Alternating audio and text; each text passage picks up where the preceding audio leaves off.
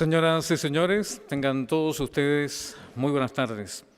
El Consejo de Rectores y Rectoras de las Universidades Chilenas CRUCH y la Universidad de Chile les dan la más cordial bienvenida a este encuentro en que tendremos la oportunidad de escuchar la conferencia Salud Mental en Estudiantes Universitarios en voz del doctor Ricardo Araya Baltra, Premio Nacional de Ciencias Aplicadas y Tecnológicas 2022, profesor titular del Centro para la Salud Mental Global King's College de Londres e investigador senior del Núcleo Milenio para mejorar la salud mental de adolescentes y jóvenes IMAI. Al iniciar esta actividad en la que el Consejo de Rectores y Rectoras de las Universidades Chilenas CRUCH lanza la Comisión de Convivencia Universitaria de Salud Mental, saludamos a quienes están hoy en este encuentro, a las y los rectores Rosa Devés de la Universidad de Chile, Ignacio Sánchez de la Pontificia Universidad Católica de Chile y a Elisa Araya de la Universidad Metropolitana de Ciencias de la Educación, rectores y rectoras integrantes de la Comisión de Convivencia Universitaria de Salud Mental. Saludamos igualmente a la prorectora de la Universidad de Chile, profesora Alejandra Misala, a los vicerrectores y vicerrectoras de la Universidad de Chile, así como a las y los 13 expertos y expertas de esta instancia. A todas y todos ellos agradecemos su labor y presencia. Igualmente, saludamos a estudiantes e integrantes de nuestras comunidades universitarias, quienes presencialmente o de manera telemática han aceptado nuestra invitación. A todas y todos ellos les dejamos convocados desde ya a ser parte activa de este encuentro en el espacio de diálogo que abriremos tras la conferencia. En primer término, dejo con ustedes al profesor Emilio Rodríguez, vicepresidente del Consejo de Rectoras y Rectores de Universidades Chilenas y rector de la Universidad de Tarapacá, quien nos ha enviado su saludo a través del siguiente video. Quiero enviar un cálido saludo desde la ciudad de Arica a todas y todos quienes participan en este evento tan importante que constituye un hito fundamental para nuestra Comisión de Salud Mental y Convivencia del Consejo de Rectores de las Universidades Chilenas. En efecto, como Consejo hemos visualizado la importancia de esta temática debido a que muchos de nuestros jóvenes, también funcionarios y académicos, se han visto envueltos en el retorno a la pandemia, en la época post-pandemia, de elementos que pueden ser caracterizados como síntomas de problemas de salud mental. La salud mental ha ido creciendo como una problemática en el desarrollo del país, pero además tiene influencias en la convivencia, en la vida cotidiana en nuestras universidades y en consecuencia la posibilidad de diagnosticar adecuadamente esta temática, así como poder proyectar acciones, cursos de acción que permitan su solución, resulta un desafío de la mayor importancia que el Consejo de Rectores ha encomendado a una comisión liderada por la rectora Rosa Devés de la Universidad de Chile, la rectora Elisa Araya de la Universidad Metropolitana de Ciencias de la Educación y el rector Ignacio Sánchez de la Pontificia Universidad Católica de Chile.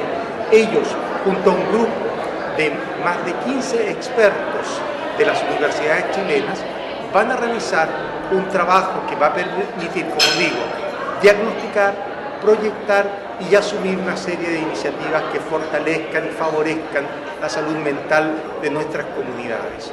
Hoy nos encontramos precisamente en un evento muy importante en el que nos acompaña además don Ricardo Araya Baltra, Premio Nacional de Ciencias Aplicadas 2022 y uno de los grandes expertos que tiene nuestro país en esta materia. Así que bienvenida a todas, bienvenido a todos, que sea una muy buena jornada.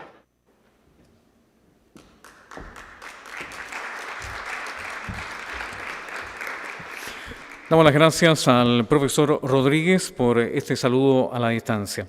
Y a continuación dejo con ustedes a la profesora Rosa Devés, rectora de la Universidad de Chile, integrante de la Comisión de Convivencia Universitaria de Salud Mental, quien nos entregará su saludo y presentará al profesor Ricardo Araya.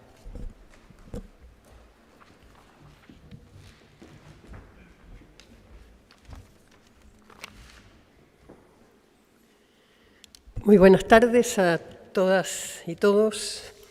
Un gusto estar en esta importante reunión. Doctor Ignacio Sánchez, rector de la Pontificia Universidad Católica de Chile, profesora Elisa Araya, rectora de la Universidad Metropolitana de Ciencias de la Educación, doctor Ricardo Araya, Premio Nacional de Ciencias Aplicadas y Tecnológicas de este año, 2022, profesora Alejandra Misala, prorectora de la Universidad de Chile, vicerrectoras, vicerrectores, decanas, decanos, senadoras y senadores universitarios, profesora Rosa María Olave, académica de la Universidad de Alberto Hurtado, integrante de la Comisión de Convivencia y Salud Mental, señora Pamela Díaz Romero, directora de Bienestar y Desarrollo Estudiantil de la Universidad de Chile, que van a participar más adelante en el panel, señora María Angélica Bosch, secretaria general del CRUCH, autoridades universitarias, integrantes de la Comisión de Convivencia y Salud Mental, comunidad universitaria, amigos y amigas. Es un gran gusto saludarles y acoger en nuestra casa esta actividad en la cual el Consejo de Rectores presenta la Comisión de Salud Mental y Convivencia, con participación del doctor Ricardo Araya, quien tanto ha aportado a través de su brillante carrera al tema que nos convoca. Preocuparnos colectivamente del bienestar de nuestra comunidad, especialmente de nuestros y nuestras estudiantes, es uno de los principales desafíos en la actualidad. El quehacer académico debe fundarse en una comunidad cohesionada, tranquila, motivada y segura. Entendemos que el estímulo al trabajo bien hecho debe ir asociado al apoyo y al cuidado para que todos y todas puedan desplegar todo su potencial y cumplir con sus funciones con excelencia y compromiso, con el adecuado balance entre los compromisos universitarios y otras facetas del desarrollo, como lo familiar y lo social. Desde que tuvimos nuestras primeras conversaciones, el doctor Araya manifestó su interés respecto a que los encuentros que realizáramos en la Universidad de Chile tuviesen una convocatoria amplia, que integrara a las comunidades de distintas universidades. Por ello, reunirnos en torno al trabajo de la Comisión de Salud Mental y Convivencia del Consejo de Rectores es especialmente importante y representa tanto nuestro interés por comprender como nuestro compromiso de actuar. No es posible describir en breve tiempo los múltiples aportes que el doctor Araya ha realizado en el ámbito de la salud mental y que han significado muchos reconocimientos, entre estos, como ya se decía, el Premio Nacional, y ustedes saben, de Ciencias Aplicadas este año. Pero destacaremos algunos hitos como contexto. El doctor Ricardo Araya es profesor del Centro de Salud Mental Global del King's College de la Universidad de Londres, centro que además concibió y fundó. Estudió medicina y realizó su especialidad en psiquiatría en la Universidad de Chile para luego realizar estudios de posgrado en el Instituto de Psiquiatría del Maudsley Hospital en Londres. Antes de incorporarse al King's College, formó parte de la Universidad de Bristol y de la Escuela de Higiene y Medicina Tropical del Reino Unido. Ha dedicado su carrera profesional a la investigación aplicada en el campo de la salud mental a través del desarrollo de soluciones para optimizar el tratamiento de los trastornos mentales en países de escasos recursos. Su trabajo también ha impactado la salud pública de nuestro país. Como asesor metodológico del Servicio Nacional de la Mujer del CERNAM, estuvo a cargo de la primera encuesta de violencia intrafamiliar en Chile, en 1992, la que pavimentó el camino para la introducción de la Ley de Violencia Intrafamiliar en Chile, el 2005.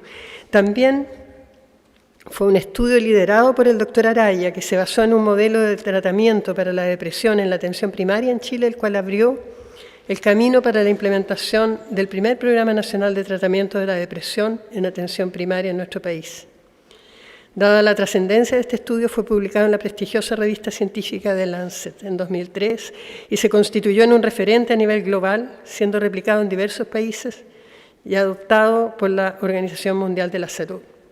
Actualmente el doctor Araya es, además, investigador senior con mucho orgullo lo decimos, del núcleo Milenio para mejorar la salud mental de adolescentes y jóvenes IMAI.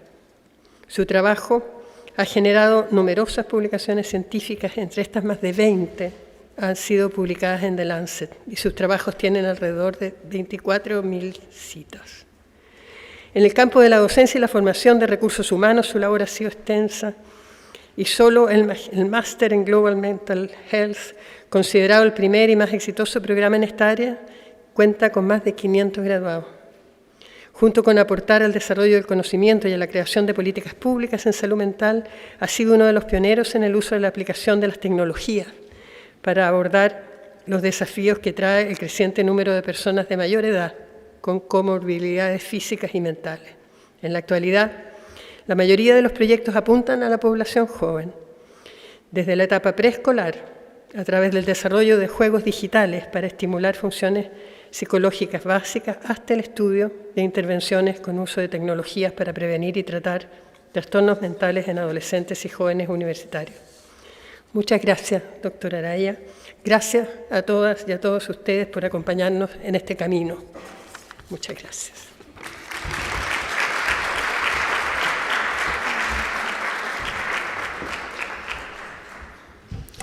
Muchas gracias, rectora.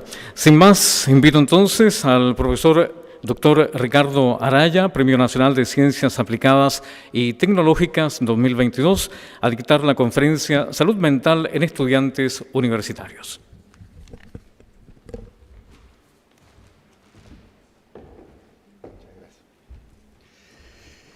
Bueno, me dejó emocionado. Yo no pensé que se iba a hablar de mí. Yo venía a hablar de la salud mental de los universitarios, de la comunidad universitaria.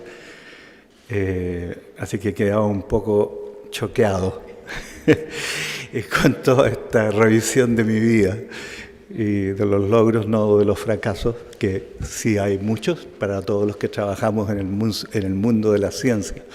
Sabemos que es un mundo ondulante. Un día estás arriba, otro día estás abajo, y la realidad es que los triunfadores son los que tienen la capacidad de pararse rápido después de pegarse un buen resbalón. Eso, para los estudiantes que estén aquí, quizás es lo único que deberían llevarse a la casa. En primer lugar, bueno, no quiero repetir, agradezco muchísimo la invitación. Para mí es no solo un placer, sino que un honor de que se me haya invitado a esto, porque como la doctora Debes lo decía, lo habíamos conversado, y la realidad es que yo no soy una persona soy un ejecutor, me gusta hacer cosas. Y veía que había una posibilidad de poder, en este país, a través de una organización que ustedes han formado, de la cual aquí hay dos rectoras y un rector, y otros que participan indirectamente a través de Internet. Hay una gran oportunidad de poder hacer converger intereses, converger y compartir aprendizajes. Hoy día, antes de entrar aquí, yo le preguntaba a los rectores y las rectoras, les preguntaba en qué etapa estábamos en este proceso, en qué etapa estaba el CRUCH en este proceso. Y me decían, bueno, estamos partiendo, pero ya tenemos una idea, digamos, de en qué dirección queremos ir. Para mí, o sea, fue interesantísimo poder escuchar eso, que estén partiendo y que puedan partir desde esta plataforma, que es tan especial. La realidad es que a mí he tenido la fortuna, gracias a mi trabajo, de recorrer muchos países, en Latinoamérica muchos, y también en otras partes del mundo, en África sobre todo. Y la realidad es que CRUCH es una institución bien única. Yo lo compartía a mis colegas que me había tocado organizar una reunión de CRUCH cuando hicieron una visita al Reino Unido, y tuve la oportunidad de compartir con ellos un par de días con la gente que iba representando a las universidades, y ahí comprendí un poco la importancia que podría tener una organización como el CRUCH en una iniciativa de esta naturaleza, que realmente, personalmente, yo lo siento que es de gran importancia.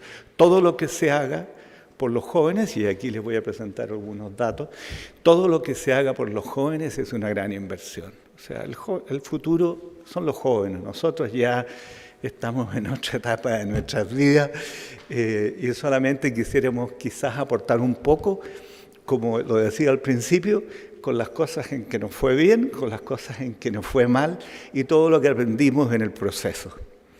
Y eso es lo que podemos compartir. Pero el futuro está en la mano de los jóvenes. La realidad es que nosotros lo que podamos hacer por colaborar para que ellos sean personas más plenas y aportar a una sociedad que sea mejor que la que nosotros les entregamos, bienvenido sea. Quisiera mencionarles algunas cosas. Bueno, en primer lugar decir que, aunque a ustedes, algunos, espero que a nadie les sea una sorpresa esto, pero es un concepto que nosotros, de la gente que hemos estado trabajando en el tema de la salud mental global, no nos cansamos de repetirlo. No hay salud sin salud mental. Por muchos años, como ustedes deben saber, desde los años 40, existe una definición de salud por parte de la Organización Mundial de la Salud.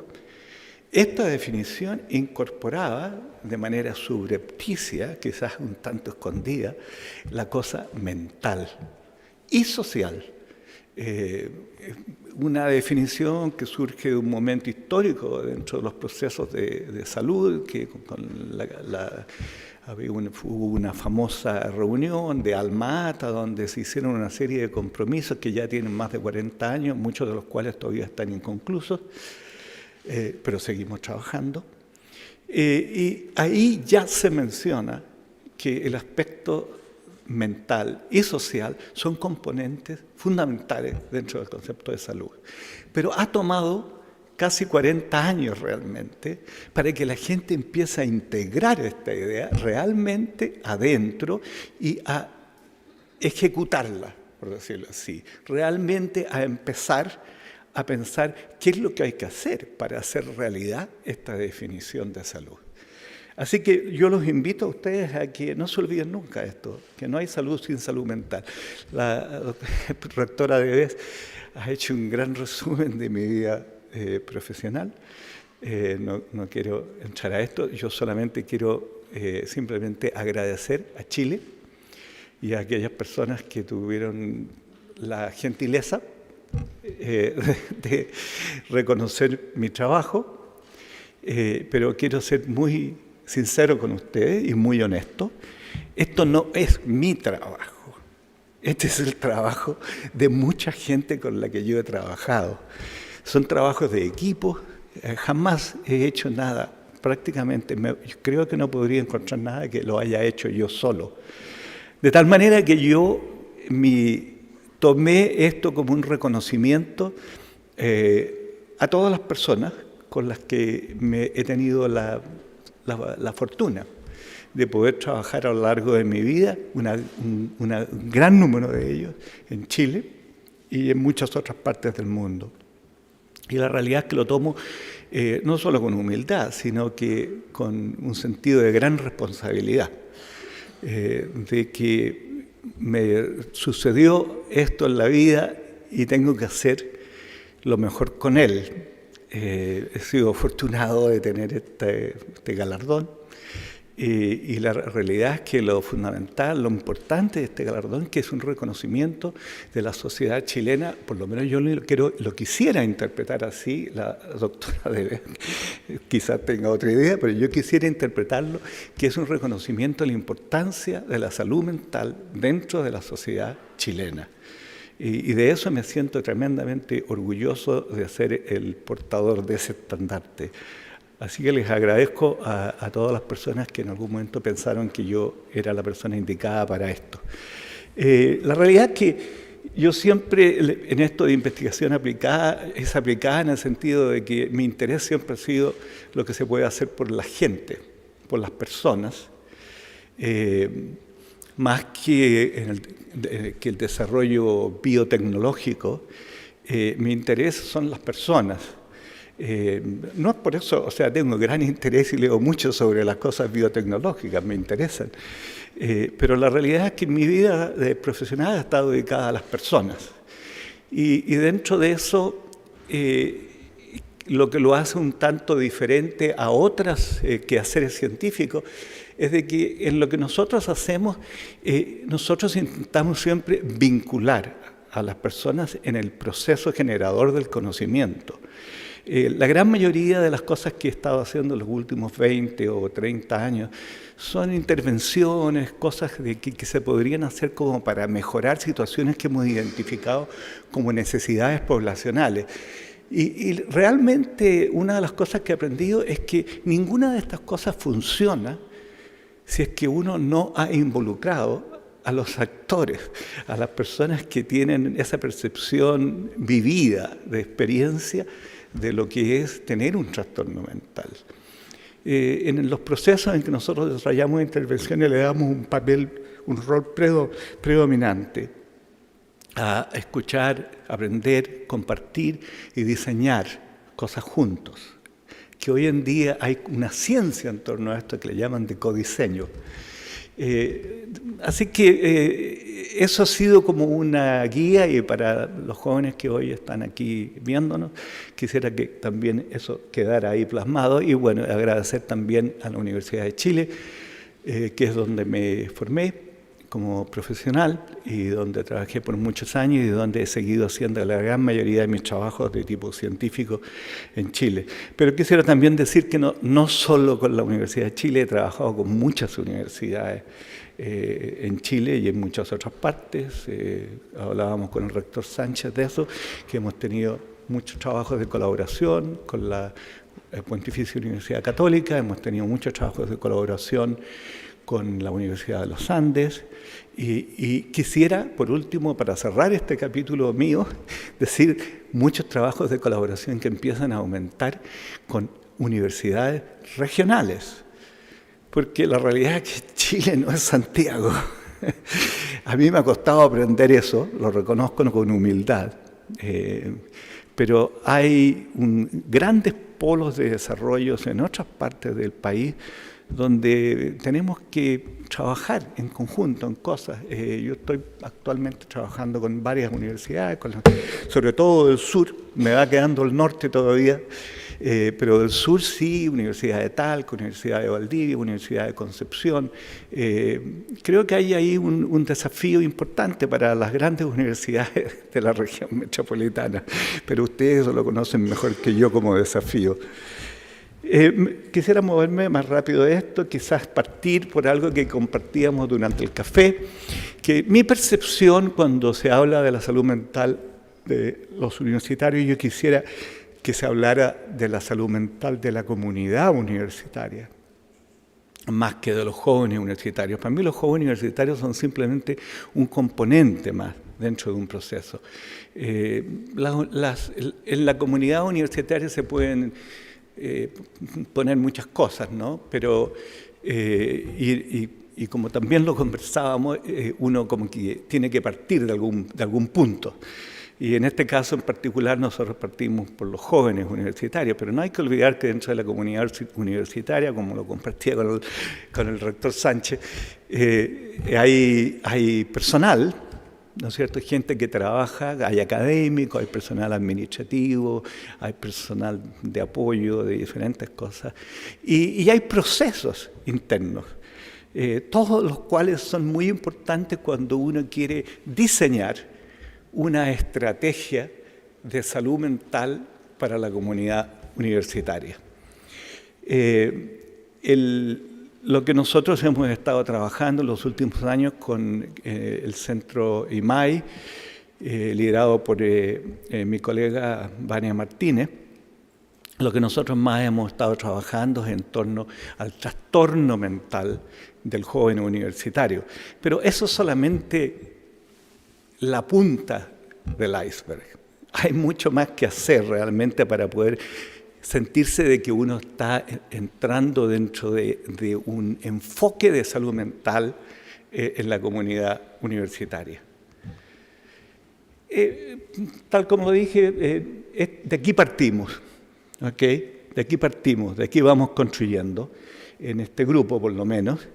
Hoy en día con esta tremenda anuncio de que el CRUCH está dispuesto a entrar en en esta iniciativa, casi cruzada diría.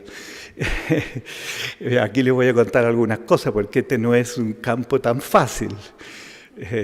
No quiero vender pomada, yo quiero convencerlos de que hagamos cosas y que construyamos juntos y cuentan conmigo. O sea, yo no soy de los que voy a esquivar las balas aquí, pero tiene complejidades, tiene grandes desafíos que va a haber que enfrentar y buscar una solución para ellos. Pero yo creo que para nuestros rectores y rectoras eso no es una novedad.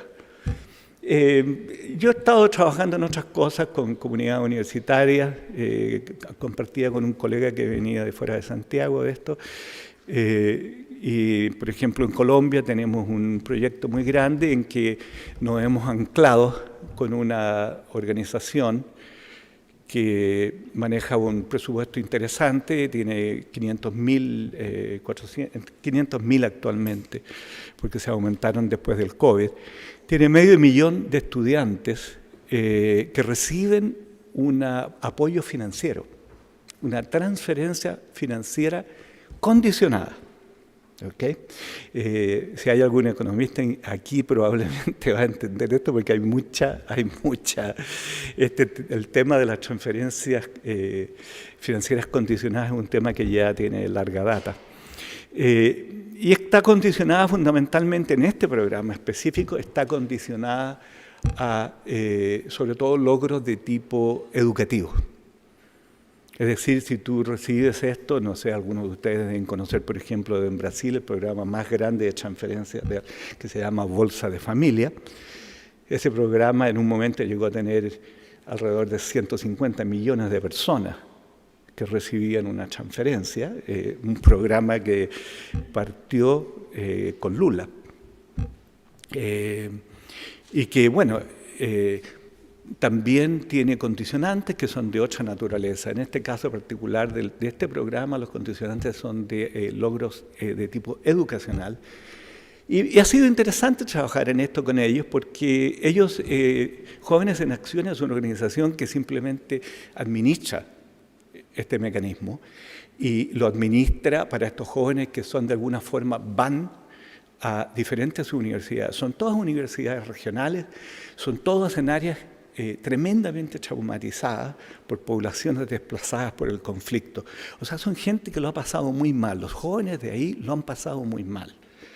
Y es interesante ver trabajar con gente que viene con un bagaje de traumatismo tan grande, jóvenes que vienen con ese traumatismo, trabajar con ellos y ver, digamos, qué empieza a surgir de todo esto.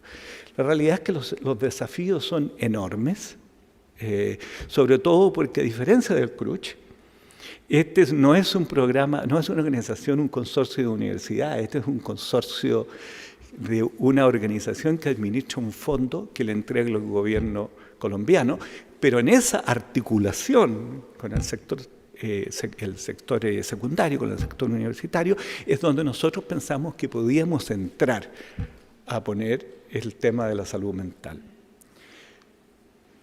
¿Por qué debiéramos hacer algo? Y aquí entro un poco en lo que nosotros elegimos como partida.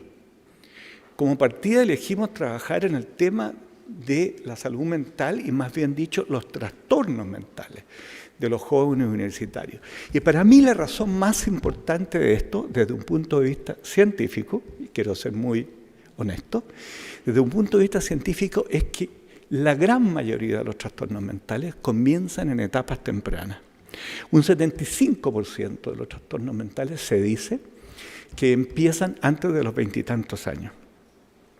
Una gran mayoría de ellos empiezan antes de los 18 años. Ahora, ¿por qué es importante esto? Porque sabemos de algo de la investigación que hemos realizado, que intervenir tempranamente tiene un mucho mejor rendimiento, sobre todo como una inversión preventiva a futuro. El no intervenir, porque uno puede intervenir o no intervenir, o quizás también intervenir malamente, ¿no? Pero el no intervenir significa que estos jóvenes conllevan un trastorno mental por muchos años, lo cual deja secuelas que va a afectarlos en su bienestar futuro y, aunque es menor, en su rendimiento académico cuando los que tienen acceso a la universidad. Hay mucha evidencia que demuestra de que el rendimiento académico de los jóvenes, no deberá ser sorpresa para ninguno de ustedes, que sufren de trastornos mentales, es más pobre. Las tasas de deserción de la educación universitaria son mucho más altas dentro de los jóvenes que tienen trastornos mentales. La realidad es que los trastornos mentales son tremendamente discapacitantes. No sé si para algunos de ustedes será una sorpresa escuchar de que la principal causa de discapacidad en los estudios de carga de enfermedad que se han hecho a nivel global son trastornos mentales. La número uno. Los trastornos mentales son tremendamente discapacitantes y son aún más discapacitantes cuando se hacen estas fórmulas para calcular carga de enfermedad, son aún más discapacitantes cuando uno empieza a desarrollarlos temprano en su vida, porque se empieza a multiplicar los años de vida que uno tiene que transitar con esta carga discapacitante. O sea, que hacer algo a temprana edad es realmente no solo una gran inversión social, sino que realmente es una responsabilidad de todos nosotros. La mayoría de las cosas las he dicho ahí, con la diferencia, lo único que me queda por enfatizar y que les voy a mostrar unos números que hemos ya ido recogiendo en Chile, que las prevalencias que estamos encontrando dentro de los jóvenes universitarios son bastante más altas de lo que nosotros habíamos anticipado. Son mucho más altas que la población adulta. Partimos, digamos, y de aquí empezamos a construir nosotros, que se liderado por Vania y un académico de la Universidad Austral, Álvaro Langer, que apunta a esto básicamente a identificar tempranamente los chicos que podrían, chicos y chicas más que chicos, que tienen un trastorno mental, intentar buscar en una segunda etapa, que estamos recién partiendo, intentar ver de qué manera podemos ayudarlos a solucionar esto, o por lo menos a apoyarlos en ese proceso. En este momento, en este proyecto, participan al menos 5 universidades, se las voy a mostrar aquí. No sé si lo van a alcanzar a ver ahí, pero ahí están las universidades mencionadas: la Universidad O'Higgins, la Universidad Austral, la Universidad, bueno, obviamente la Universidad de Chile, que llevaba liderazgo en esto, la Universidad de Talca, y se me falta una. Ok. Ahora, ¿por qué puse esta diapositiva tan latosa y tan cargada de números? ¿Por qué se las puse ahí? Porque quiero empezar ya a ilustrar algunos desafíos con los que se van a encontrar. El primer gran desafío, nosotros hacíamos la identificación a través de un método de encuesta. Y la realidad es que los jóvenes no responden encuestas. Y sobre todo cuando son largas. Simplemente no les gusta hacer eso.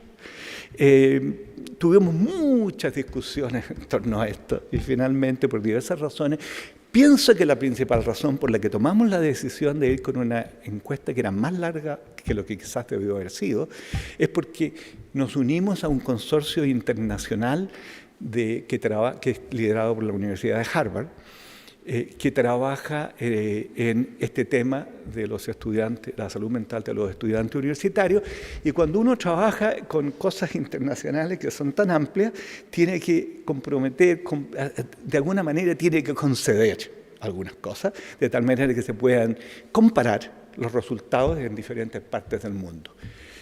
Nos ha salido caro, porque como ustedes ven ahí, la realidad que lo que logramos que nos contestaran era aproximadamente un 30% de los estudiantes que nosotros nos aproximamos para que nos ayudaran, que nos compartieran estos síntomas que tenían de trastornos mentales. Es bastante bajo, con la única excepción de la Universidad de O'Higgins, tengo que decirlo, que logró prácticamente que la mitad de los estudiantes contestaran. De ahí tenemos que aprender cómo lo hizo la Universidad de O'Higgins para lograr esto. Yo no lo tengo muy claro. Lo que es interesante, lo que sí es interesante, es decir, de que por diversas razones. Tenemos una estudiante de doctorado conmigo que trabaja en Londres, Scarlett McGuinty. Scarlett está haciendo su tesis en una cohorte de seguimiento de los estudiantes de la Universidad de Chile. Y la realidad es que, a pesar de que los que respondieron la encuesta basal no era tremendamente auspicioso, prácticamente un 30%, al menos logramos que nos respondieron una segunda encuesta para saber cómo iba la cosa al año, un 50% de ellos, la mitad de ellos. No es fabuloso, pero no está mal, no está mal. Algo vamos a aprender, no lo quiero anticipar porque Scarlett algún día vendrá a contarle lo que estamos encontrando de eso. Hay cosas muy interesantes. Así que, en el fondo, lo que quería decirle es que uno de los grandes desafíos es cómo logramos que los jóvenes sientan que vale la pena hacer esto. Porque si uno no siente que, si le piden que haga algo que no le hace sentido, no lo hace nomás, ¿no es cierto? No lo hace. Y ahí el tema del codiseño es fundamental. Y quizás nosotros podríamos hacerlo mejor.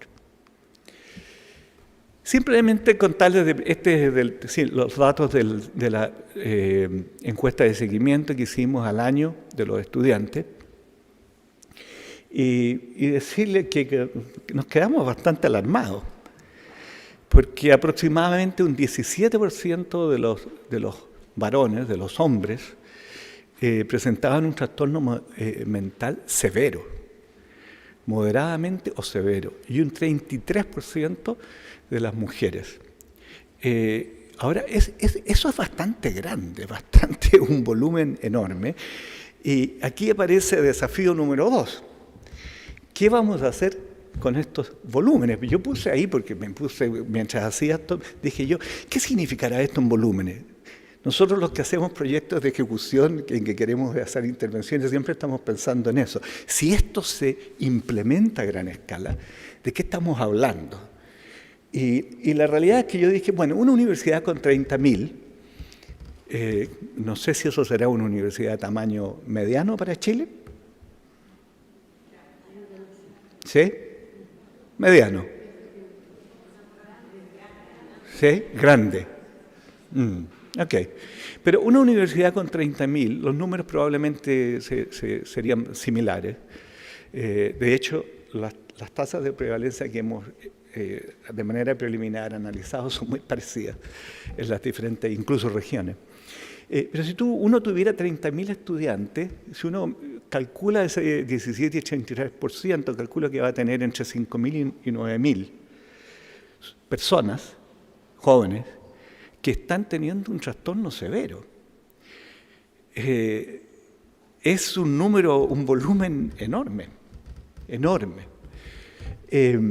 Quizás me lo salté en una diapositiva previa en el que quería decir que es bien importante tenerlo claro, digamos, de que el hecho de que empecemos a remar y a construir en este proceso, es bien importante manejar las expectativas, porque las universidades no son servicios de salud, son instituciones de educación que tienen ciertas responsabilidades, por supuesto, pero yo pienso que es muy difícil que puedan hacerse cargo de la asistencialidad completa de sus estudiantes. Ese es un desafío enorme. Un porcentaje importante de estos jóvenes van a tener un trastorno severo con alto riesgo. Nosotros, por ejemplo, en nuestro protocolo de investigación, tenemos que identificar a esos jóvenes y tenemos un compromiso ético de hacer algo con los jóvenes que nos dicen que están en una situación muy complicada y que han contemplado quitarse la vida, por ejemplo. Y ahí se produce un obstáculo, un desafío muy grande. Hay que ver de qué manera se puede organizar un sistema que permita sacar adelante esto, porque por otro lado, este problema lo tenemos en todos los países del mundo, entre paréntesis, y en el caso de Chile en particular, incluso es menos álgido que en otros lugares, porque hay más servicios asistenciales que los que ustedes podrán encontrar en Nigeria o en Zimbabue, ¿ya? Pero igualmente, a pesar de que no son tan severos las carencias, son reales. Y cuesta, nosotros cuando hemos hecho otros estudios, cuesta mucho encontrar de cómo vamos a cubrir esa necesidad que surge. Y que por preguntarla uno, como investigador, tiene que asumir la responsabilidad de manejarla. No quiero desanimarlos con hacer algo. La invitación es a ver cómo lo hacemos para sacarlo adelante. Y en ese sentido yo quiero ser muy optimista, porque hay países donde nosotros hemos trabajado, donde no tienen, en un país, Zimbabue, donde desarrollamos una cosa que se llamaba la banca de la amistad. Zimbabue, un país de 20 millones de personas, tiene 5 psiquiatras. Ustedes pueden hacer el cálculo.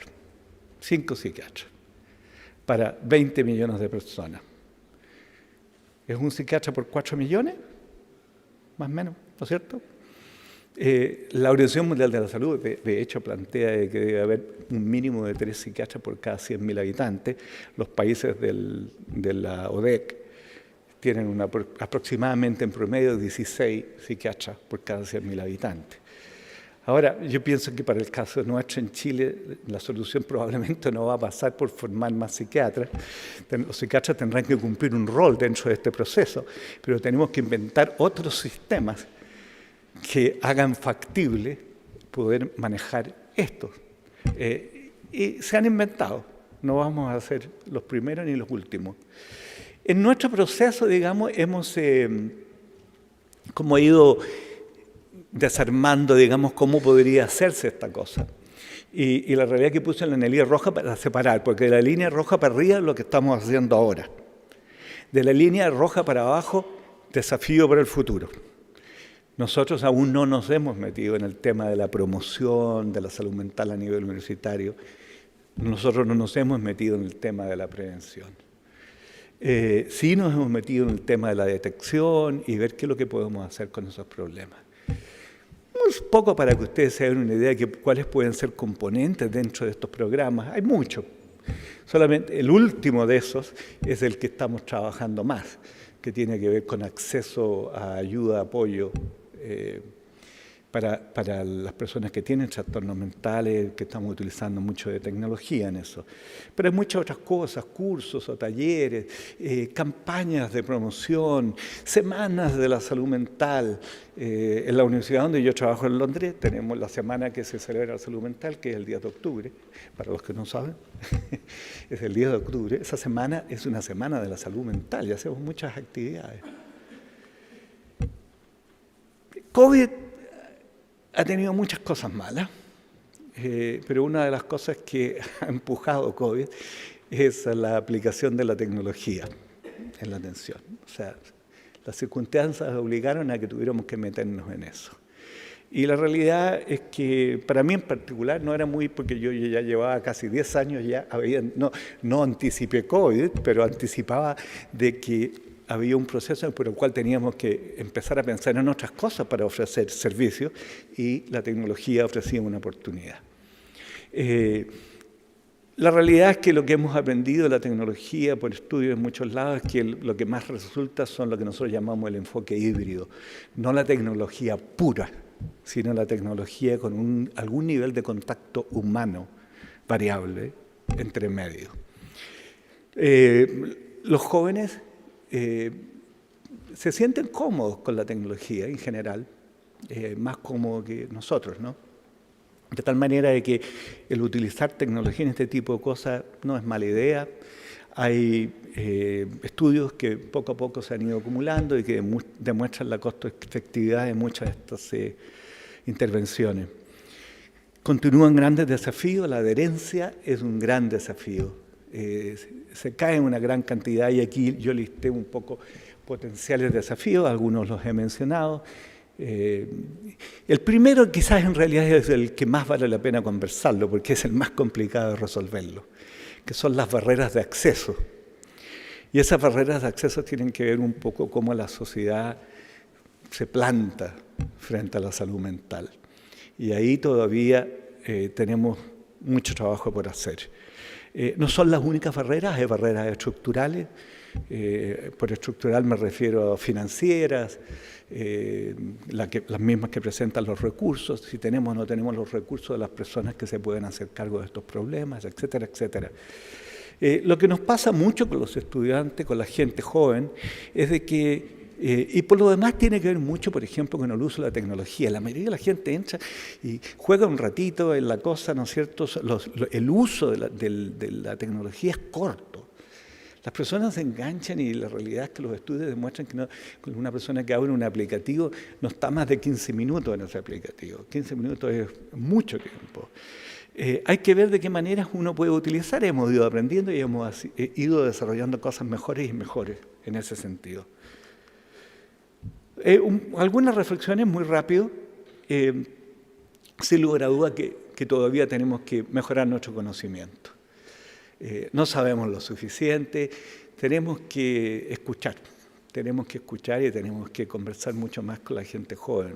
Tienen que ellos participar mucho más activamente en este proceso de identificar los problemas reales de ellos y buscar soluciones que sean al estilo, al tamaño de ellos. Y ahí veremos nosotros, los que estamos más viejos y que tenemos que hacer presupuestos y cosas por el estilo, cuánto de eso podemos hacer. Hay que, indudablemente, como lo mencioné antes, desarrollar mejores estrategias de detección y programas que sean más atractivos para los jóvenes. Todavía nos queda mucho trabajo ahí. La participación de los jóvenes en el desarrollo de estas cosas es vital. Y como lo mencioné antes, quizás decir que las universidades, yo lo puse ahí un poco de manera un poco dura, las universidades no pueden ni deben hacerse cargo de todos los trastornos mentales de sus estudiantes, no pueden hacerlo, pero sí pueden ofrecer algún nivel de apoyo, sí pueden ofrecer algún nivel de ayuda para encontrar soluciones potenciales. Yo creo que por ahí hay que buscar un equilibrio en torno a lo que se puede hacer, no el ideal, porque el ideal nunca funciona. Y termino con esto. La forma que yo los invitaría, digamos, yo no soy, ¿quién soy yo para decir esto? Pero en realidad es como hemos hecho otras cosas, para bien o para mal, pero siempre empezamos de a poquito. Como dicen en el Perú, vamos pasito a pasito. Hay que empezar a desarrollar algunas cosas y generar algo que empiece a funcionar, pensar cuál es el siguiente paso, qué le agregamos, cuál es el otro ladrillo que deberíamos tomar para construir este edificio. Todas estas cosas requieren de una planificación exhaustiva, y esto nunca... Siempre lo repito 1000 veces porque en realidad hay tantas cosas que se hablan y se dicen y cuando se piensan en términos concretos y reales no se pueden hacer.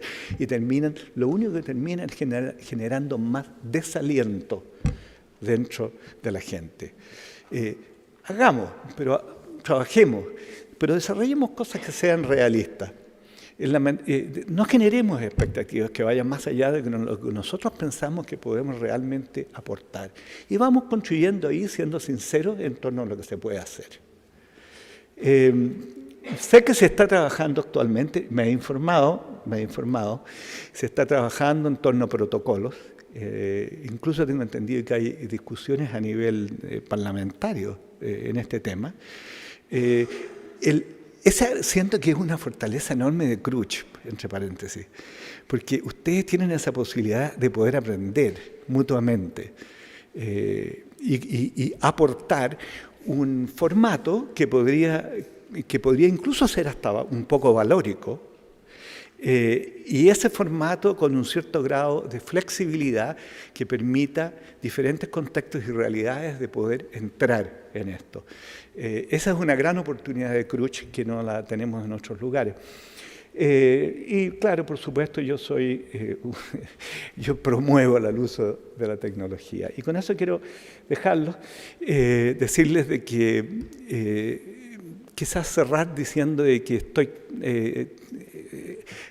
excitado, podría decir, con la idea.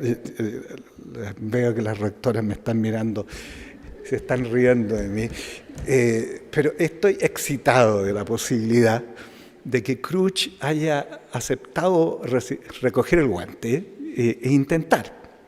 O sea, ustedes cuentan con personas como yo y otras que queremos ayudarles a construir ese algo y en términos que sean, como lo dije antes, realistas. No queremos generar, digamos, expectativas o vender ideologías o ideas que no son posibles.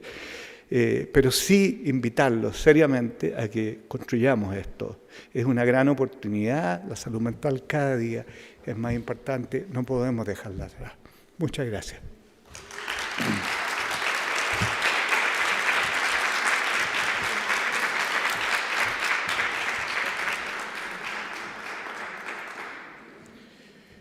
¿Me bajo? Okay. Muy bien, damos las gracias al doctor Ricardo Araya por su intervención. Vamos a comenzar y abrir el diálogo. A continuación, quiero saludar a Pamela Díaz Romero, directora de Bienestar y Desarrollo Estudiantil de la Vicerrectoría de Asuntos Estudiantiles y Comunitarios de la Universidad de Chile.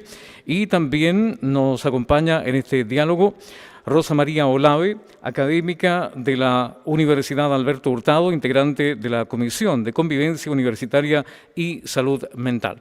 Dejo con la palabra para iniciar este diálogo a nuestra directora de Bienestar y Desarrollo Estudiantil, Pamela Díaz Romero. Bienvenida. Muchas gracias. Muchas gracias al profesor Ricardo Araya por esta presentación tan interesante y provocadora que da una suerte de puntapié inicial al trabajo que como Cruch nos hemos planteado a través de la comisión recientemente constituida. Por cierto, se abren muchas preguntas. Vamos a tener oportunidad no solo de tener un diálogo aquí sentados en esta mesa, sino que también abrir esa conversación a quienes nos están siguiendo a través de las plataformas de Zoom y de YouTube. Por lo tanto, voy a tener cerca el teléfono para ver cuando me lleguen esas preguntas. Y vamos a intentar ir modulando una conversación que nos va a tomar más o menos unos 20 minutos, quizá un poquito más, en la medida que el interés así lo permita. Lo mismo si hay aquí intervenciones a nivel del público que quisieran reforzar o preguntar respecto de los conceptos que se nos plantearon. Yo quiero abrir esa conversación con algunas cosas generales que me parecen muy interesantes. Yo sé que el foco del trabajo que se ha realizado a partir de lo que nosotros hemos estado observando del trabajo del IMAI, ¿no? Y ha sido sobre todo en la detección y en la intervención precoz de estudiantes que tienen algún tipo de sintomatología, ¿no? Pero uno de los desafíos más grandes que nos hemos planteado en la interacción con la salud mental, sobre todo en este contexto pandémico, tiene que ver con el rol de las universidades como factores protectores, ¿verdad? Que sean capaces de alguna manera de instalar una cultura de la promoción y la prevención de la salud, entendiendo nuestro trabajo con la base de la pirámide de los estudiantes, ¿no?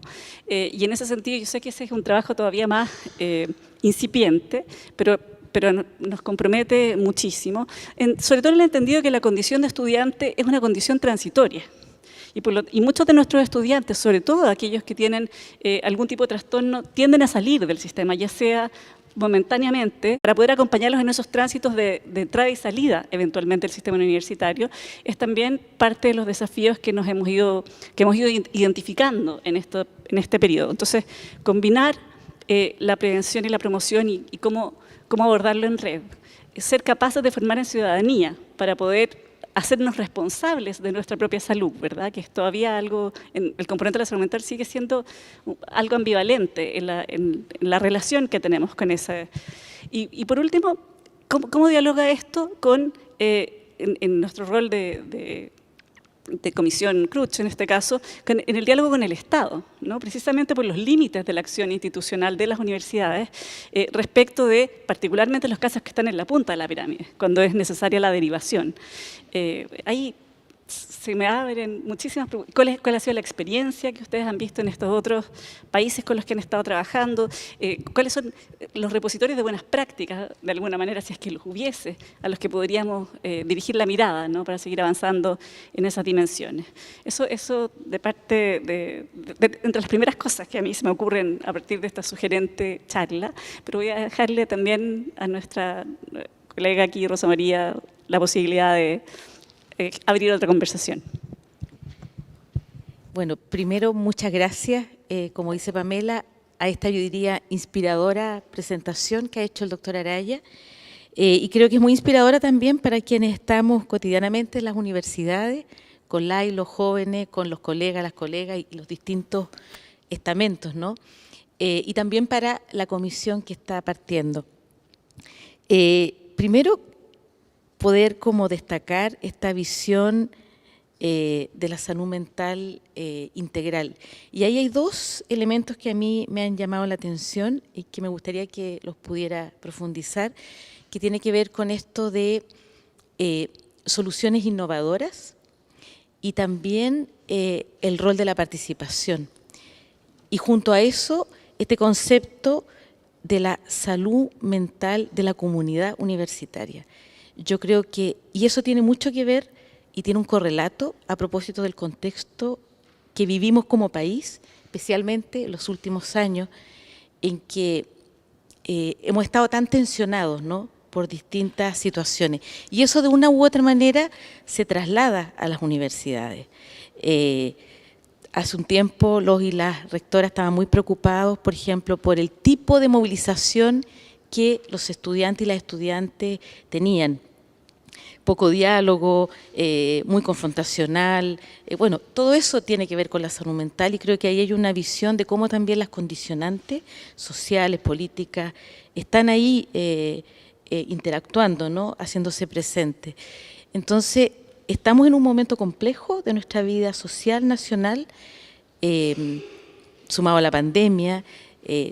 Muchas cosas han pasado en estos últimos 3 años que ha puesto en evidencia los problemas de salud mental claramente, y eso podríamos tomarlo como un gran problema, pero también como una gran oportunidad. Pero quisiera enfatizar esto, que nos pudiera profundizar un poquito más sobre el rol de la participación, del protagonismo, porque finalmente son, en la medida que uno participa, bueno, uno se hace parte, ¿no?, de una iniciativa. Y también esto de las soluciones innovadoras. Creo que de eso también nos hace mucha falta. ¿Cómo innovamos? Pero ¿qué implicaría la innovación? Ahí me quedo.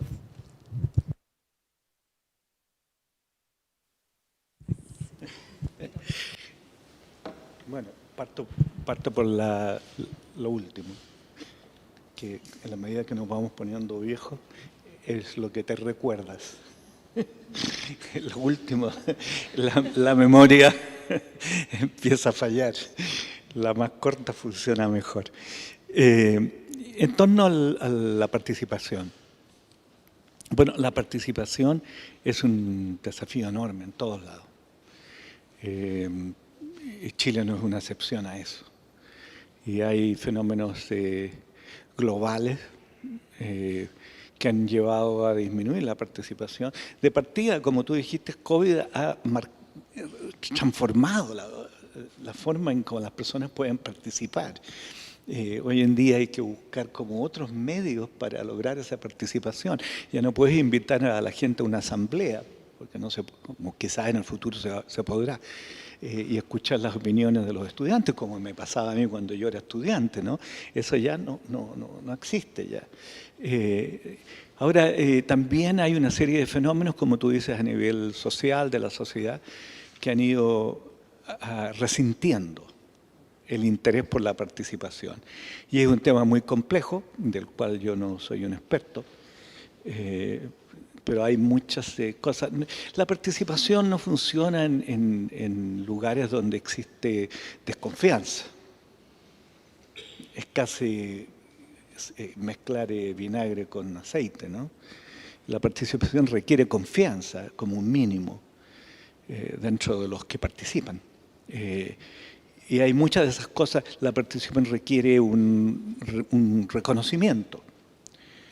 Yo participo en la medida que yo siento de que mi participación tiene alguna importancia.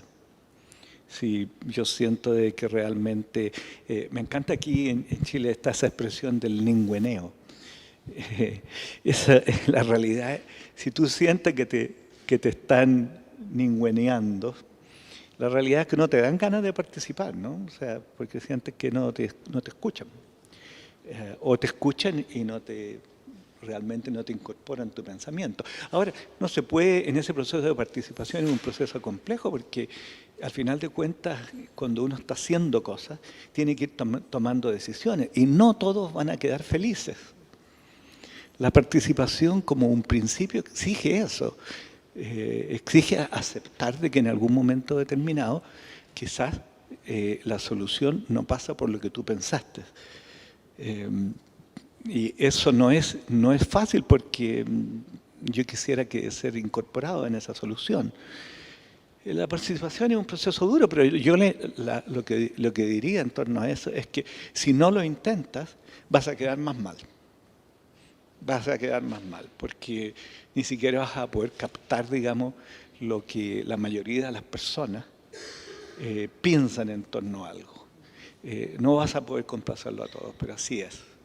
En cuanto a lo innovador, bueno, lo innovador, yo siempre digo, la mayor parte de mi carrera, y quizás las cosas en que me fue mejor a nivel internacional, fue en la mayoría de los países, en una etapa trabajábamos mucho en África, y en África la carencia de recursos es absolutamente tremenda. Entonces teníamos que inventar cosas. Entonces nuestra posición en torno a esto es que nosotros en la primera etapa de todos los estudios identificábamos qué existía, con qué recursos se cuenta. Y hacíamos un catastro muy detallado de todo eso. ¿Con qué contamos? ¿Cuánto se puede usar de eso para esta nueva iniciativa? Y entrábamos en un proceso de aprendizaje con las personas, con los recursos existentes, cuando se trataba de recursos humanos, porque en salud mental el recurso humano es muy importante. Y de eso existía muy poco. Entonces teníamos que generar nuevos roles para el recurso existente. Y en eso éramos muy innovadores. A mí en una etapa de mi carrera a nivel internacional me acusaban el señor minimalista cuando iba a las conferencias, porque yo promovía soluciones muy drásticas que utilizaban una intervención muy mínima.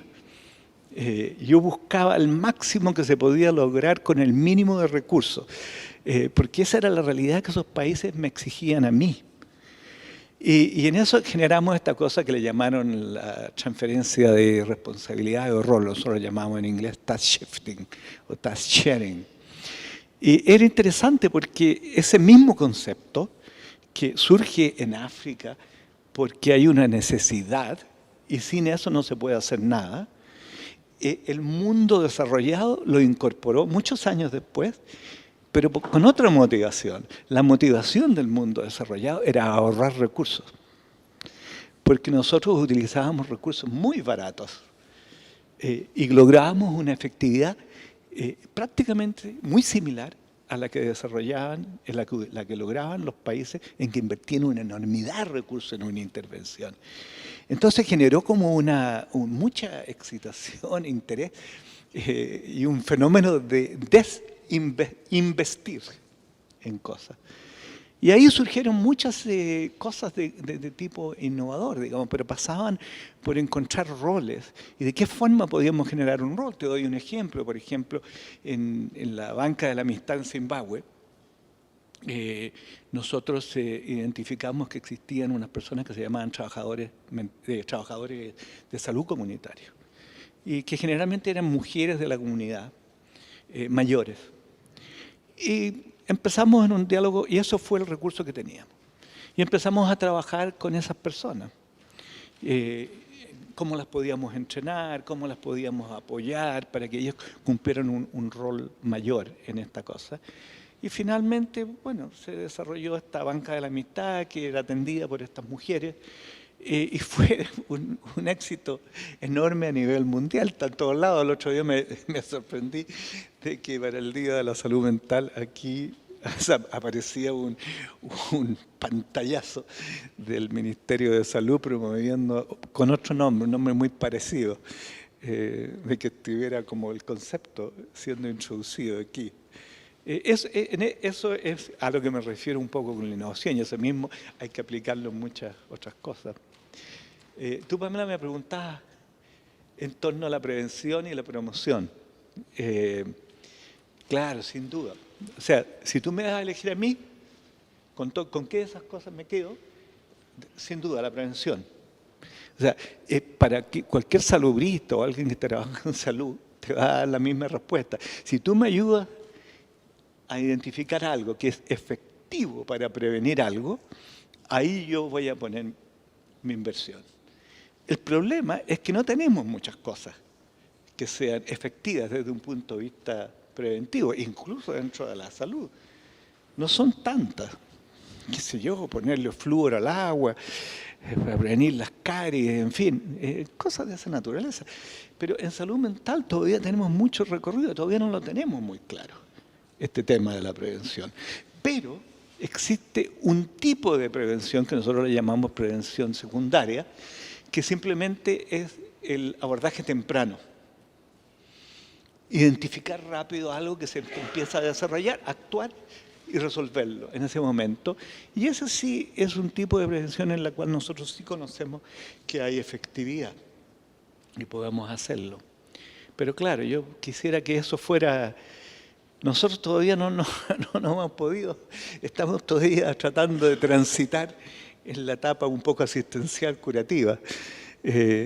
Pero si me das unos años más y estoy todavía vivo, te puedo contar un poco mejor cómo nos fue con eso.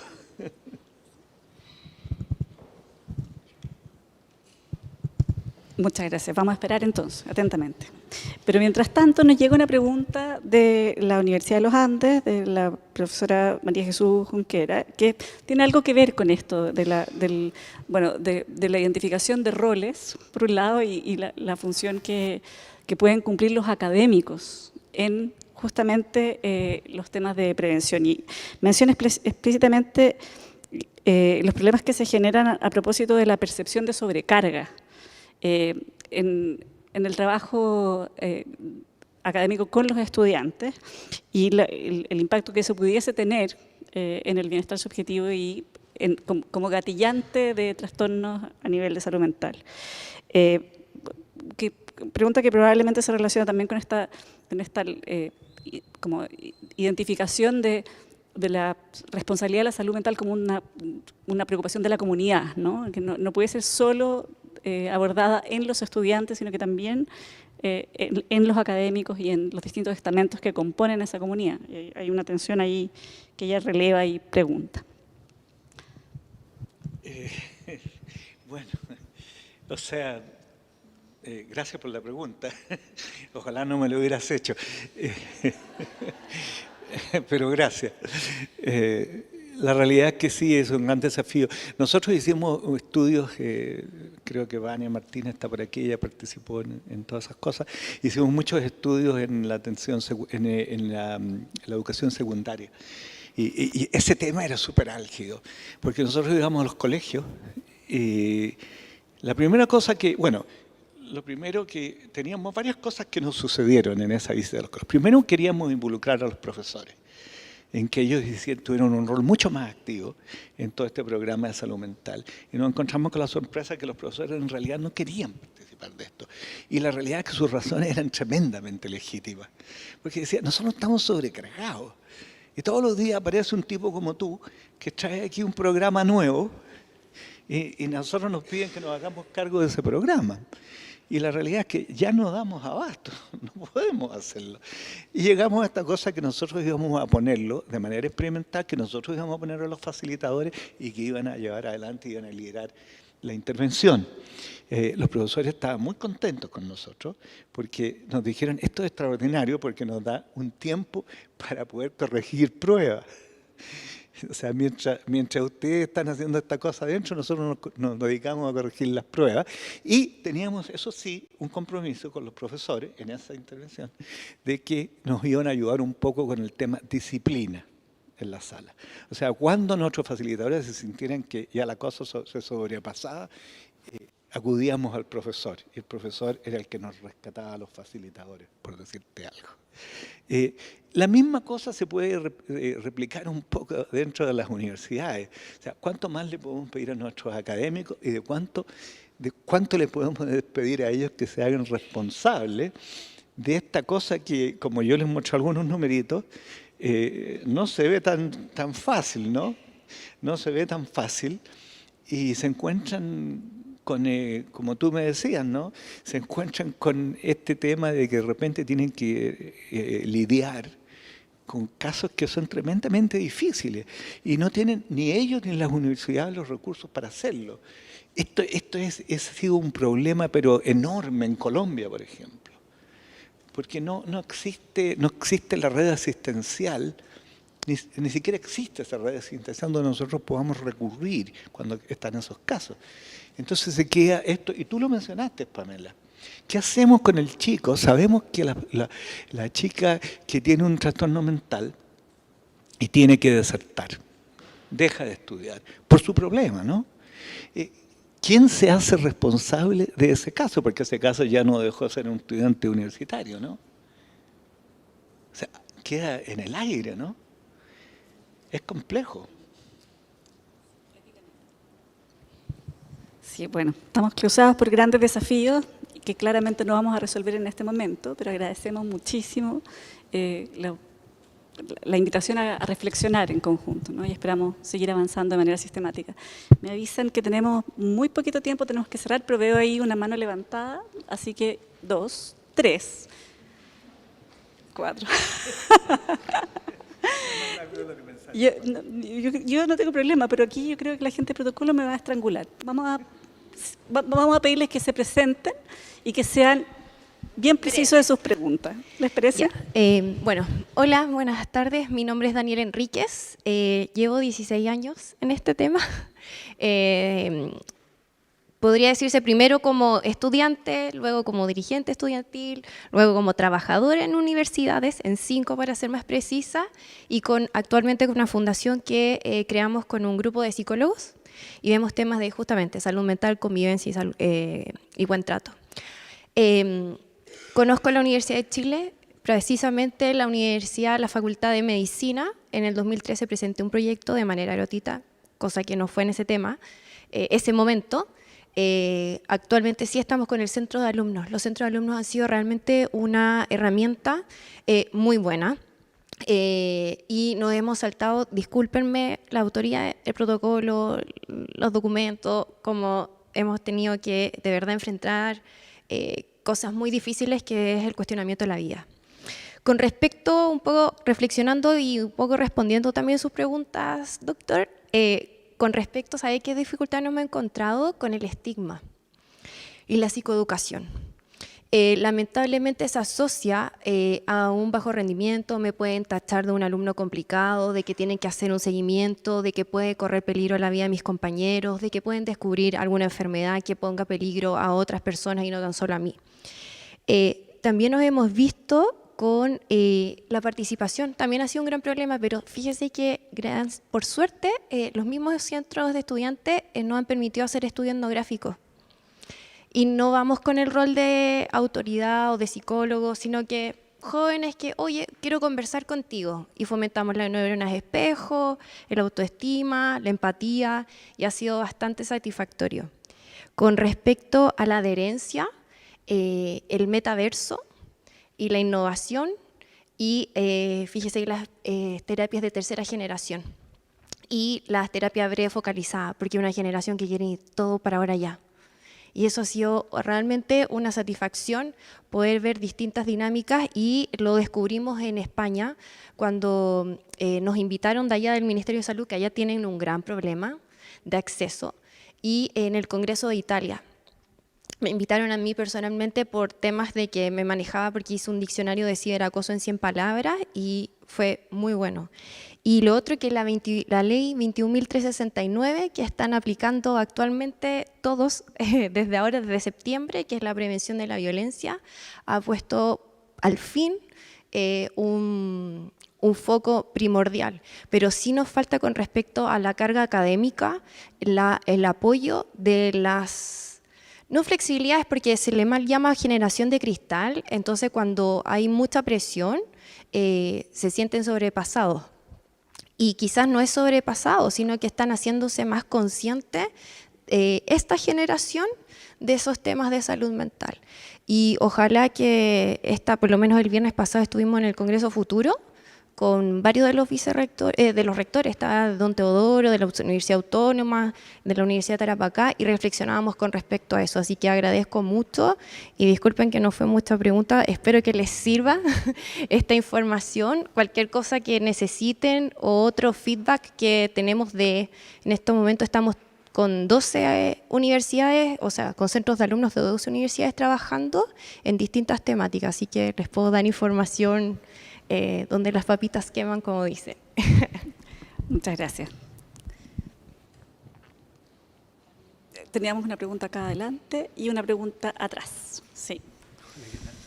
Bueno, en realidad lo mío no es una pregunta, sino que, a ver, en agosto hicimos un encuentro de las universidades regionales del CRUZ, 22, ¿no? Para ver qué estaba pasando, ¿no? Y la verdad es que la situación era muy dramática, ¿no? Porque las universidades regionales, a diferencia de las que están en Santiago, son universidades con una matrícula con brechas de escolaridad, por lo tanto los estudiantes llegan a la universidad con una tensión, digamos, mayor, pero también brechas socioeconómicas, ¿no? Y además, en el caso de las universidades regionales, una parte importante de la matrícula son estudiantes que viven fuera de la ciudad donde está la universidad. Y eso planteó desafíos muy serios para continuar, digamos, el proceso formativo, ¿no? En delante hablaba el rector Emilio Rodríguez, la Universidad de Tarapacá tuvo que distribuir más de 2.500 laptops y sistemas de comunicación, porque una parte importante de su matrícula son estudiantes pobres, que además viven en lugares muy apartados, ¿no? Donde hay problemas, digamos, de internet, etcétera. Entonces, los estudiantes se enfrentaron a una situación muy complicada, poder seguir estudiando en sus casas, compartiendo con toda la familia, lugares en donde habían dificultades para estudiar, y también con metodologías de formación improvisadas, porque esto nos pilló de repente, y también parte de los académicos no sabían cómo. Bueno, el diagnóstico fue bien complejo. En el caso de los estudiantes que respondieron a las encuestas, un 40% reconoció problemas diversos, ¿no? Irritabilidad, insomnio, también hubo sobreconsumo de drogas y alcohol, ¿no es cierto? Situaciones psicológicas medianas y más severas, ¿no?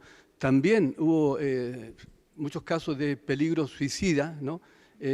Las universidades tuvieron que triplicar sus equipos de apoyo psicológico y todo lo que significa eso, ¿no? Para poder atender, y así todo, habían jornadas de 8 de la mañana a 23 horas para poder atender y por supuesto había lista de espera, ¿no? Una cosa muy, muy complicada. Las universidades hicieron diagnóstico, revisaron las metodologías, hicieron talleres de todo tipo, ¿no? Desde yoga hasta para poder contrarrestar eso, ¿no? Pasaron del enfoque individual a un enfoque colectivo, donde la comunidad, los profesores, compañeros, la familia, se hacían cargo de rodear y apoyar a las personas que estaban en esta situación muy compleja, ¿no? A mí me dio mucha pena cuando unas personas decían, mira, José Antonio, en mi universidad se suicidaron 5 estudiantes, ¿no? Porque son hijos nuestros, un estudiante es un hijo nuestro, ¿no? Y lo más complicado es que, bueno, hubo operaciones tratamentales, la universidad, la verdad es que hicieron un trabajo épico, ¿no? En poco tiempo, y estoy hablando de universidad con mucha dificultad económica para poder, digamos, abordar esto, ¿no? Pero en Chile, es un país centralista, en los casos, por ejemplo, riesgos suicidas, ¿no? Había que pasarlos del trabajo psicológico a un especialista en esto, en Magallanes, en Aysén, en Atacama, en Tarapacá, en Arica, no hay psiquiatras. Entonces los estudiantes tenían ahí en una lista de espera para 4 meses más, 5 meses más. Entonces la verdad es que es un cuadro bien dramático, ¿no? Y también nosotros abordamos el tema con los funcionarios académicos, que era aparentemente menos grave, pero igual involucraba una parte importante de los funcionarios y docentes que estaban con problemas de este tipo. Entonces yo quiero aprovechar esto para agradecer la charla y también de brindar un reconocimiento a las comunidades universitarias regionales que han enfrentado esta situación en condiciones muy adversas. Muchas gracias. Tenemos una última pregunta por allá, ¿sí?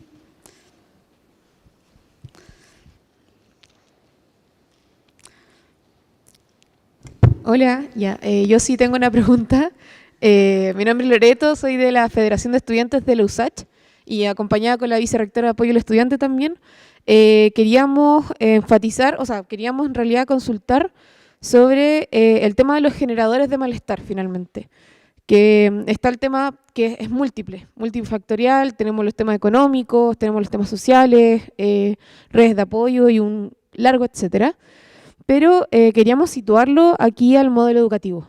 Quería la pregunta primero, que es compuesta, el tema de que si el modelo educativo universitario aquí en Chile podría ser considerado como un generador de malestar, tanto como a nivel estudiantil como a nivel de comunidad en general, visto como un sí o un no, y en el caso de ser un sí, como cuál es la perspectiva o la reflexión si es que ha habido en torno a eso. Porque si bien la universidad no es un espacio que debiese hacerse cargo de la salud mental, puesto que es muy complejo, pero la universidad tal vez sí se podría hacer cargo de pensar en nuevos modelos que no generen el malestar que pudiese estar generando.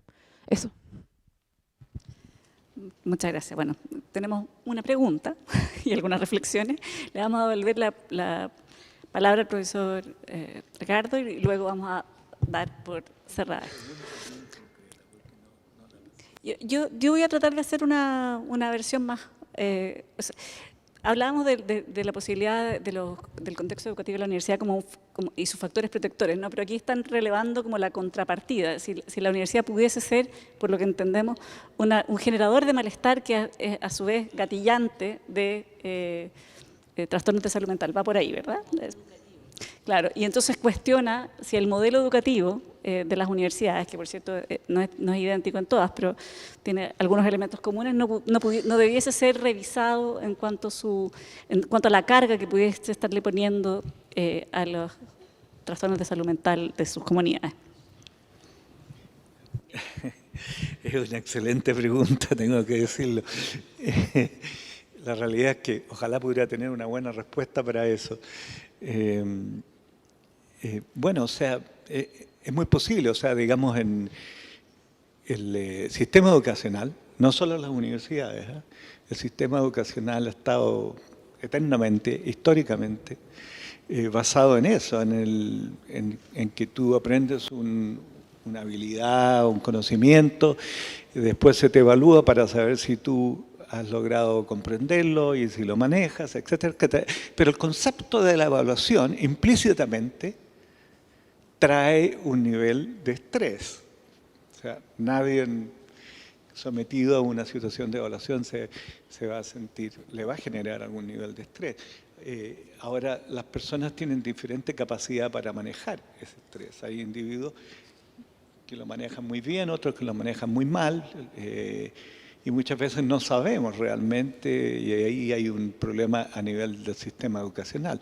No sabemos cuánto es la persona capaz de manejar. Y probablemente puede haber una persona que tenga un potencial enorme, pero que no tenga esa capacidad como para soportar esa presión.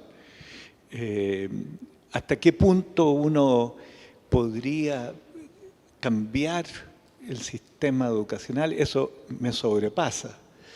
Pero yo creo que la pregunta es muy buena, porque yo creo que implica que tenemos que pensar en estas cosas.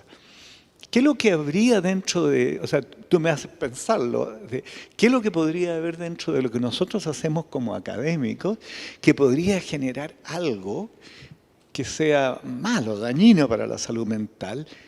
Y una vez que ya tengo un poco más claro eso, pensar, ¿es posible cambiar esto? ¿O es intrínseco al acto del aprendizaje? Pero yo creo que eso hay que pensarlo. O sea, es una muy buena pregunta que invita a una reflexión que me pillaste descolocado, tengo que reconocerlo. Muchas gracias, profesor. Tenemos mucho trabajo que todavía pendiente. Estamos iniciando esta conversación. Les agradecemos a todos y todas su participación, a quienes nos acompañaron por las distintas plataformas, y le voy a devolver la palabra a nuestro conductor oficial. Muchas gracias. Muchas gracias. Brindamos un gran aplauso.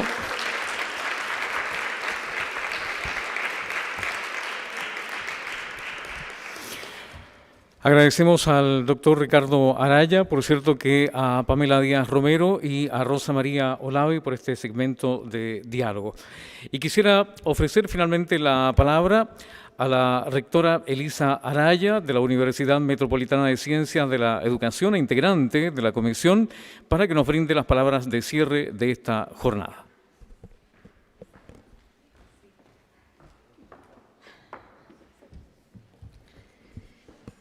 Buenas tardes a todos y todas. Realmente una tarea difícil y vamos a compartir este cierre con el rector Ignacio Sánchez, que desgraciadamente tuvo que partir porque tenía una actividad en Casa Central, así que me pidió que lo excusara.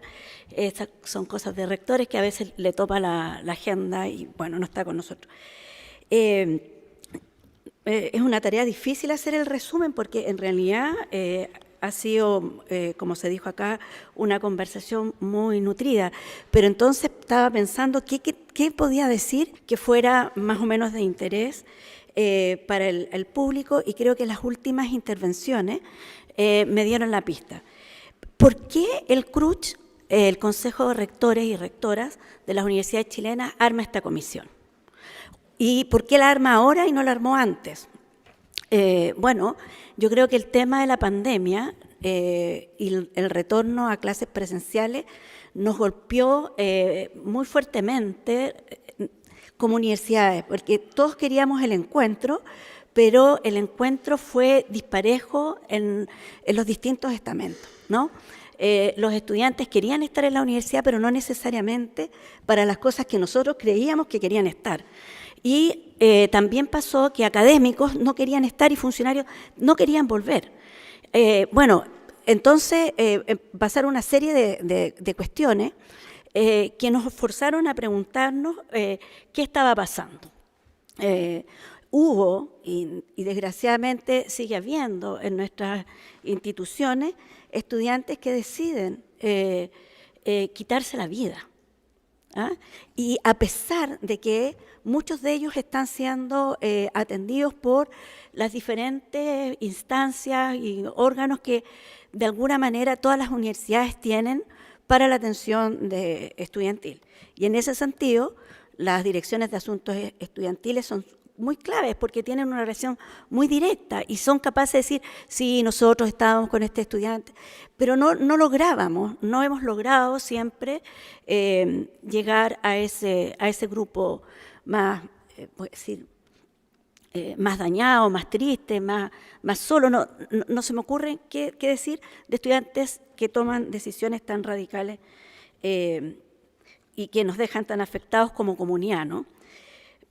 Pasó eso, pero también fue pasando, voy a decir más bien en las universidades del Estado, que tenemos maneras en que nuestros estudiantes y nuestras estudiantes manifiestan su disconformidad con nosotros, con el sistema o la manera en que participan, que tiene que ver con resoluciones de conflictos que van desde las paralizaciones hasta las tomas, en algunos casos las barricadas. Y eso daña mucho, no solamente la convivencia interna, la imagen institucional, nos cuesta poder llegar y conversar con esos estudiantes. Entonces, esto se ha ido compartiendo al interior del CRUCH en este último año de manera mucho más activa.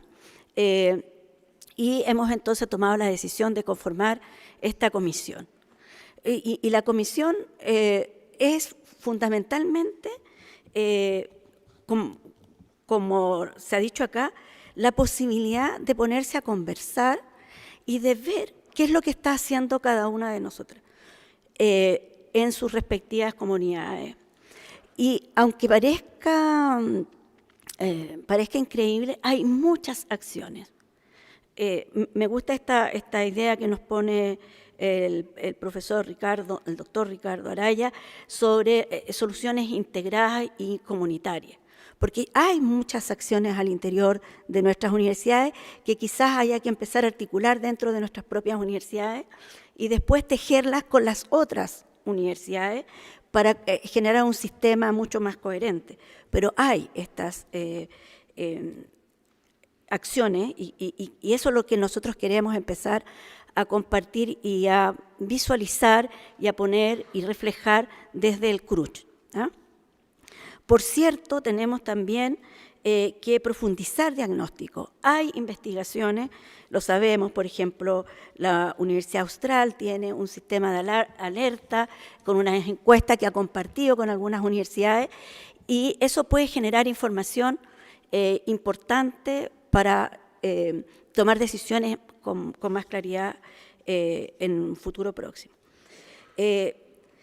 Yo creo que ese es el compromiso que tenemos, ¿no? Partir con estas conversaciones, poner el tema de relevancia desde las universidades al interior para nuestras comunidades, pero también hacia la sociedad, y compartir buenas prácticas y aprender de los otros y de las otras.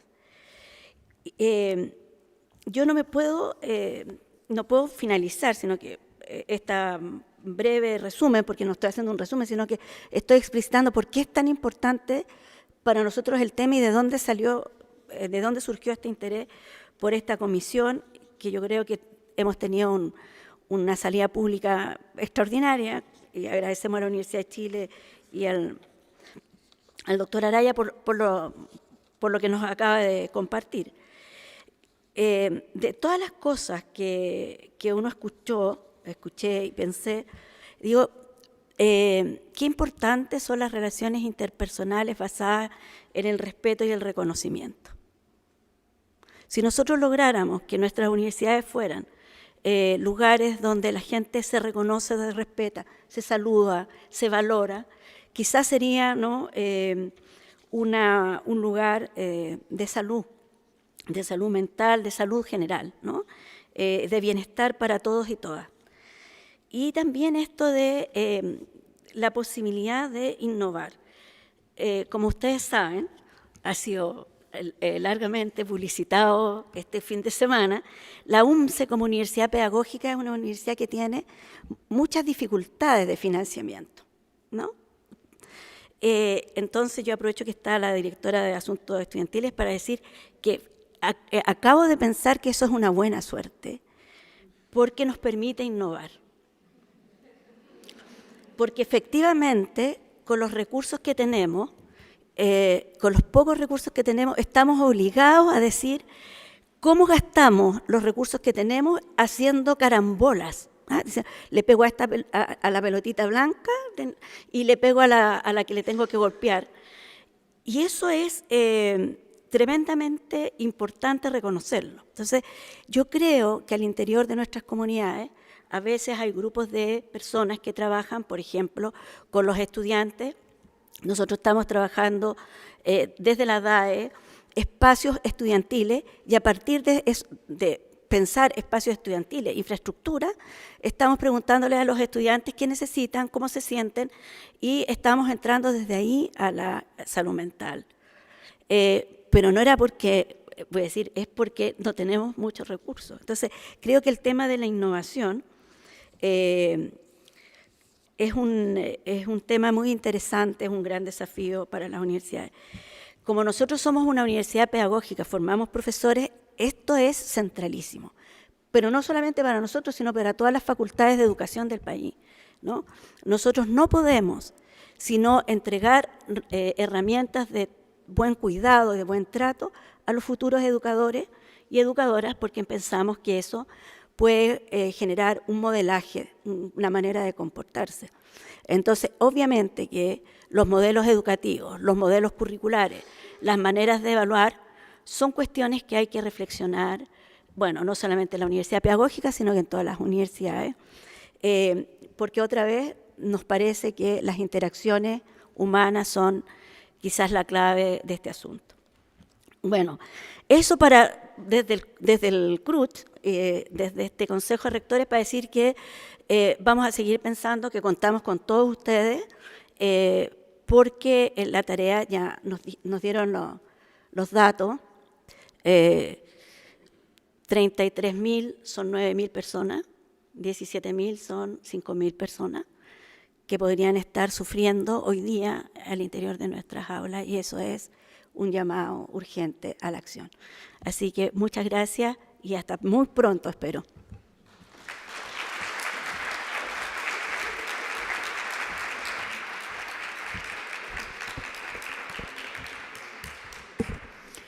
Muchas gracias, rectora Araya, por estas palabras. Y así estamos concluyendo esta jornada. Queremos agradecer al doctor Ricardo Araya por habernos acompañado en esta instancia. Muchas gracias además a todos quienes aportaron con sus reflexiones, comentarios y preguntas a esta instancia de diálogo. Y quisiera invitarlos finalmente a un vino de honor que se ofrecerá en el patio Andrés Bello, puerta a mi izquierda, donde podrán compartir con todos nuestros invitados. Muchas gracias y mucho éxito en la labor de nuestra comisión.